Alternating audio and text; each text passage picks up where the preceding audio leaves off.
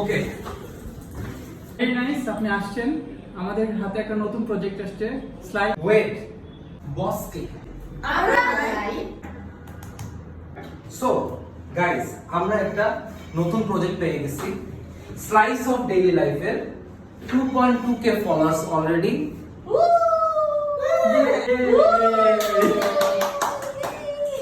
The project is slice of daily life এর like 5k করতে হবে within this month.